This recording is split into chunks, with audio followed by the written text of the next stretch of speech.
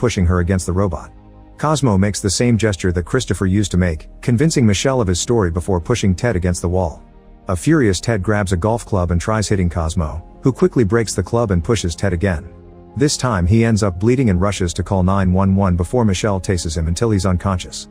Afterward, Michelle and Cosmo get in Ted's car and the robot easily removes the monitor from her ankle. Michelle doesn't know how to drive but improvises when Ted comes after them in his Neurocaster. The car throws him off and the duo manages to leave. The next morning the car stops in the middle of the road because it has a flat tire. Michelle checks the trunk to get the spare, but that one is broken too. She starts bothering Cosmo with questions, so he explains Christopher is alive somewhere and controlling him from afar. When Michelle asks how to find her brother, Cosmo points at Center's company logo on a sign. Using a Dr. Pepper can and more gesturing, Cosmo mentions a doctor with glasses, and Michelle thinks about waking up after the accident again. Now she remembers Dr. Amherst's face and how he told her that Christopher died in the hospital. Then Michelle takes out a map and Cosmo points at a spot in the middle of the exclusion zone. They'll need a plan to break into such a dangerous place, and Michelle remembers all the illegal things Ted bought.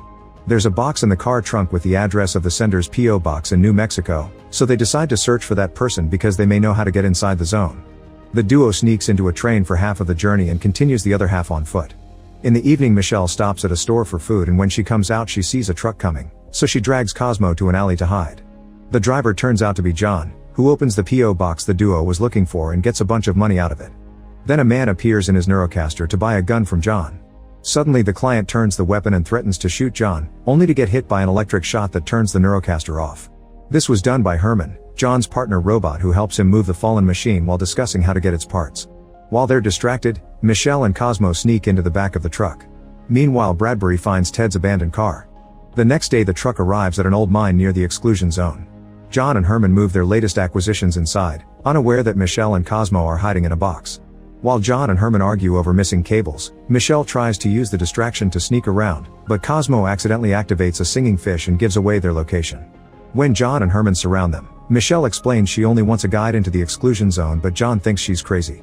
At that moment the elevator goes up and John concludes someone followed them, so the whole group hides. When the elevator comes back down, it reveals Bradbury.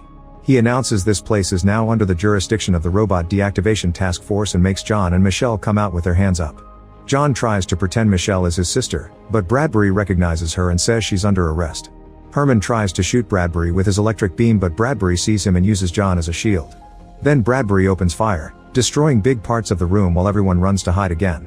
When he corners the robots, Michelle comes out and hits his arm with a fire extinguisher, only for Bradbury to steal it from her and destroy it. As the room fills with smoke, Michelle claps her hands to turn off the lights. Suddenly the fish decorations start singing again and Bradbury is distracted, so John shoots him from behind. His bullets do nothing to the Neurocaster's body and Bradbury quickly destroys his gun before grabbing John by the neck. Wanting to save him, Michelle and Cosmo surrender. After throwing John away, Bradbury starts walking toward the duo, explaining that Cosmo is marked for deactivation. At that moment Herman makes a huge crane claw fall and capture Bradbury. Then the whole group jumps into a mining car to escape, however John takes too long to find the right key and Bradbury gets enough time to escape. He shoots the cart to bring it down and tries to shoot Cosmo too, but Herman disarms him again and now both robots start fighting him. Michelle finds a bulldozer and traps Bradbury against the wall with it, causing some rocks to fall and bury him too. The mine is slowly crumbling, so the group has to rush out to save themselves. Seeing his home going down makes John scream in frustration and he yells at Michelle for ruining everything. He's interrupted by some weird noises nearby, so the group